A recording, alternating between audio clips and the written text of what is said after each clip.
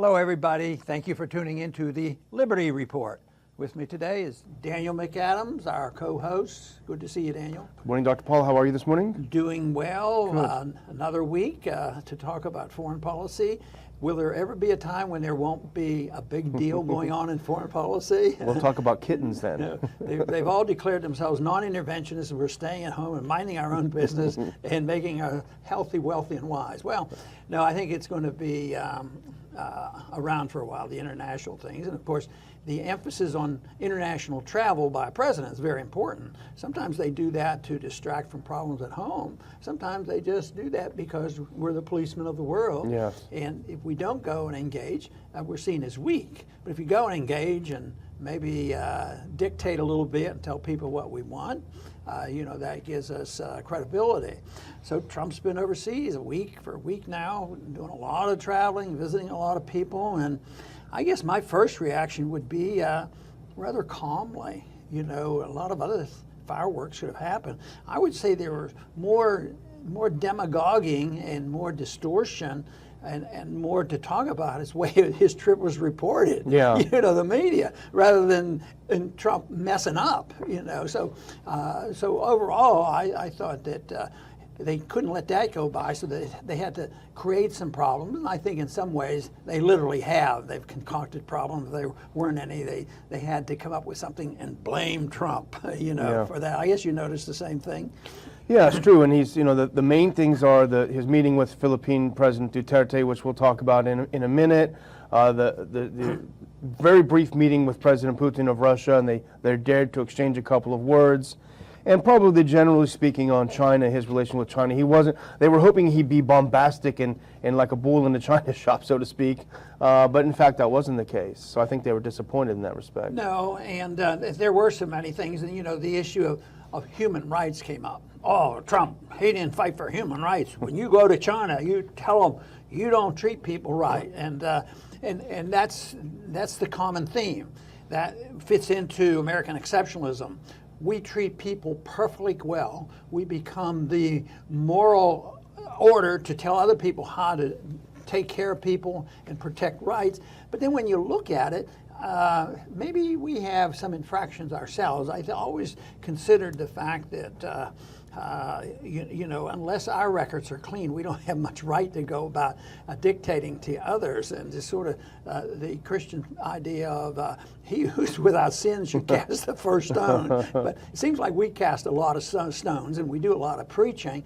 At the same time, we mess things up. But when I hear the word human rights, I always think liberalism, because I like the idea of civil liberties and protecting liberty. But human rights usually means, are you taking care of the people in an economic manner through socialism? And that's just my opinion, but that's the way I see it. But the people who have wondered about this, that human rights very, very important, but the one thing they don't talk about, human rights or civil liberties or people themselves, is collateral damage. Yeah. And violation of privacy and spying on other country and getting involved in other elections. This has to do with human rights too and liberty. But no, it's always the concentration that we direct it toward. It's been common, even when we were in Washington, common to really go after China because they were the violators.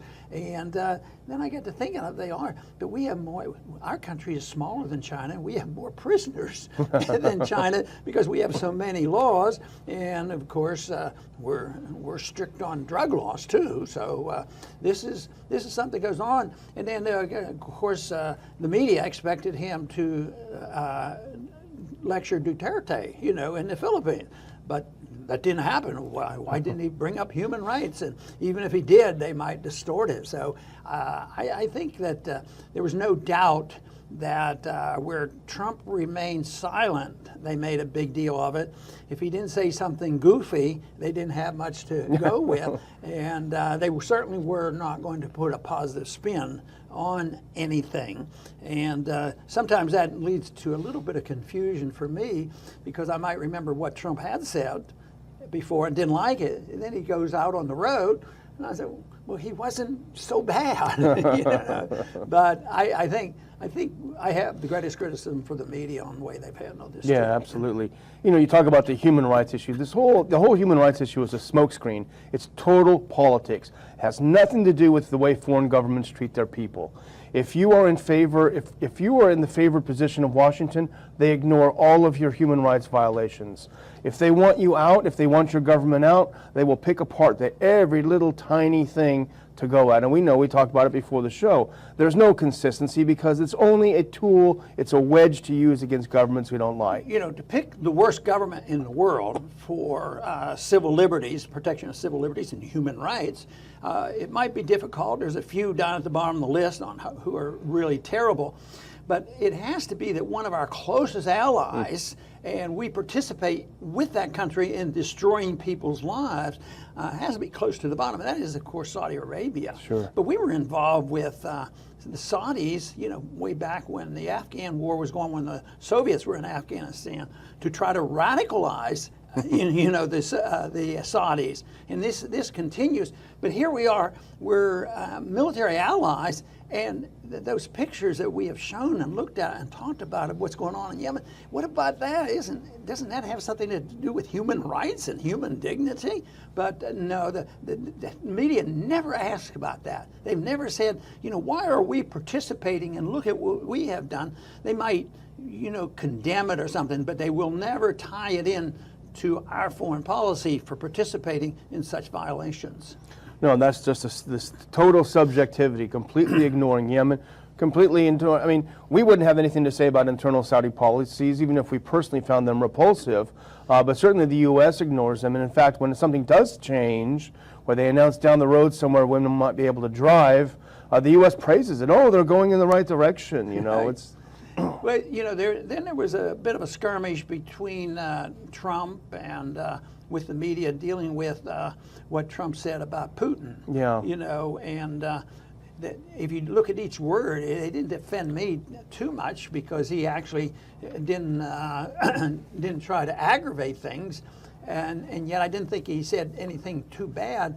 And yet the media turned this up big time, you know, about what did Putin say, and he trusts Putin, but he won't trust his wonderful agency. You know, a few people in our security agency literally lied before Congress, yeah. And they're supposed to be the people that we listen to. But the distortion of that has been going on for a long time, and actually took a long time to show that this report of the 17 agencies reporting what the Russians had done turned out not exactly true. Yeah, and you know, of course, at the front of the line attacking this, I should back up a little bit. So apparently they had a couple of seconds to talk. Apparently, as soon as the press could talk to him, to Trump, saying, "Did you press him on whether they, you know, meddled in our election?" He said, "Every time I ask him, he says the same thing.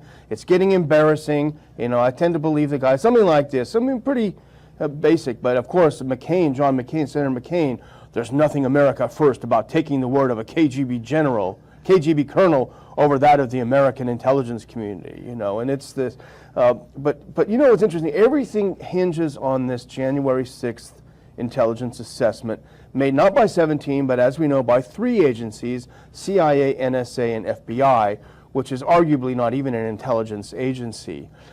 And this is, everything rides on this, and it wasn't an NIE that we saw about Iraq and Iran, it was just an assessment, and we find out later, as Clapper said in congressional testimony, this was a group of hand-picked analysts. That's a quote-unquote word he used. And it's, in fact, Ray McGovern, our good friend of ours, who had a really good piece in Consortium News that we picked up, he pointed out you could put a group of anti-Russia analysts in a room for a week and they could come up with anything. You know, that's the whole point, that the process of the NIE, where you have dissenting views. They refused to allow the State Department intelligence and the DIA to participate in this. Why is that? Well, State Department got it right on the Iraq NIE, remember? They said Iraq, you know, doesn't have weapons. We don't see any evidence that it does. And then the DIA is recently, well, in 2015, they said, you know, we have to bear some responsibility for our role in overthrowing the Ukrainian government. And so what do? They just shut them out. And this is the process. So we have to talk about the process of what this was. But it's very simple. All we need is a special prosecutor to sort out all the facts. That is the part that just really bewilders me, because I think in many ways, or at least I'm hopeful, like a lot of Trump supporters would be, that he would clean up the mess and not be engaged in this thing and not go along with the status quo. But how did it happen where Mueller got to be the special prosecutor, where the record is so bad? I mean, I can't imagine anything decent and honest coming out of this, and yet he's still praised as the greatest person ever. Yet I think he fudges the truth on occasion, too. Remember the Iraq War? He was heavily involved in pushing this thing based on lies. Yeah, but you know, there's a lot of investigation that should go on, and Trump's always complaining about it, you know, on Hillary. Well, he's the president of the United States. Why doesn't he do something? But so I heard somebody the other day saying, well, we need a special prosecutor. But right now, that doesn't solve any problems. But if you can't get a special prosecutor that is going to look at it as a prosecutor, but this Mueller deal and what is happening there, it's strictly, you know, so you could say, you know, a party fight, but it really isn't. Yeah. Because there are some Republicans who are as more opposed, or at least as opposed to Trump as the Democrats are. So it's probably an argument between the deep state and the establishment, and the only way you could react or analyze what Trump does is maybe he's overwhelmed with the potential harm done if he doesn't have to give in a little bit. And I keep thinking, well, that's maybe why he had to give in a little bit on the Russia approach. Yeah. So he gives in, but then when he meets him, he's a great guy, you know, and why don't you give him a break? We need to get along with Russia. And I'd like to think that's his real beliefs, but when you get these prosecutors in and the media pounding down on, the odds of getting us to the bottom of this is not very good. It's sort of like setting up commissions. I don't believe they ever reveal the truth. They just cover things up. I think these special prosecutors aren't much better. Yeah, and even if he has the best of intentions, I don't think he realized how deep the swamp is. Even someone like Pompeo, he puts in as a CIA director, the guy's a complete neocon. He's a total, you know, in favor of all of the aggressive stance toward Russia. But, you know, we do have to continue going back, I think, to this January 6th assessment. I have a graphic up here, if we can get it up, that's really important. Because this is taken as the gospel, this January 6th assessment. But this is how they started it. Tell me if this gives you a lot of confidence, Dr. Paul. This is what the intelligence community itself said. Judgments are not intended to apply that we have proof that shows something to be fact. Assessments are based on collected information, which is often incomplete or fragmentary, as well as logic, argumentation, and precedents. This is how they preface this report that is proof positive. Yeah, but the whole thing is, if they'd have read that, somebody wouldn't have been harping on this, that it's proof positive. Yeah. So the media just chimes in, and it goes on, and it gets so politicized. You know, since it's difficult to sort all this out, of course, our solution is to stay out of the mess, stay out of the quagmire, and that is, of course, a different foreign policy where these problems wouldn't exist. But as long as we're involved, you know, like if they do some investigating or getting involved in our elections, have we ever done that to anybody else? So that's really where the problem is we're so deeply involved, everybody's deeply involved, and then it becomes a political football back and forth and blame game, and yet the real players are pretty invisible. You know, who's really trying to get rid of Trump? And obviously, the information looks pretty good that is the goal of a lot of people in high places right now, and. Of course, it wouldn't be Trump supporters. That's one half or more of the Republican Party. And Democrats certainly, for partisan reasons, would not want to. But who brings it all together? Why do very many high-ranking Republicans, and, you know, special senators too, you know, like Graham and McCain, you know, they're orchestrating for the overthrow. You know, that's where their position would be, and of course they support all this neocon foreign policy. So it's not an easy thing to dissect, but I think the real message that I thought was important to get out was that Trump was not not at his best, but possibly at his best on this trip. Yeah. He certainly wasn't out there, causing a lot more harm for America or even for himself. But he comes back, and what does he get hit? And the media would probably say, well, that's what we're supposed to do. We're supposed to analyze. But are we supposed to lie about it? Yeah. Just like that statement you put up there. It's not. They're not true, but they keep it going on. And just think how long this, Russian thing has been going on with zero proof. And then you get a guy like Mueller is going to sort it all out. Wow. We could talk about some of the positive things. I think the China aspect was very good. He had a long meeting with Xi. I think it was a 2-hour meeting with Xi. He came out and he actually was a little bit more nuanced in his view. And so the press didn't say, well, that's much better that he's not bashing it. They said, well, that's not what he said a few weeks ago. But and I think, I'm going to ask because I'm curious how you think about this. I think he essentially got some of the problems right. He said, hey, just don't blame China for this problem. It's our fault it's previous administration's fault for allowing this trade deficit to take place and to grow. So he gets that part. The diagnosis is right. Yeah, and the media certainly would agree with that. To be unhappy about that, they don't want to blame the previous administration. But that reminds me of something I say about economics, because Trump has now so far witnessed a very good stock market, not true economic growth, but he takes all the credit, for the stock market growth. Next month, if the stock market crashes, hands off. And I've often said that, Obama, when he took office, there was in 2008, there was a terrible time for economic. That wasn't Obama's fault. Yeah. It's Obama's fault, now on foreign policy of the things that he has done. Assad has to go and all these other things, Libya, and all part of these problems that he helped create. But it's best to try to dissect this out. You can't blame the previous president for everything, but that's a handy tool if it fits, who's vying for power. And if they can use it and demagogue it, they surely will. So no, I think Trump had the right diagnosis on that. It was the previous administration, but it's the previous administration economic or foreign policy that generally is the case because they just happen to follow a policy of economic intervention and foreign policy intervention, and that's what they should address. Yeah, unfortunately, it goes back to the lack of principles. There was a lighthearted moment when he tweeted out that he seemed a little unhappy that Kim Jong-un referred to him as old. He said, I never called you short and fat. So it was still classic Trump, and now that Twitter allows you to have 240 characters, he's able to do double barrels.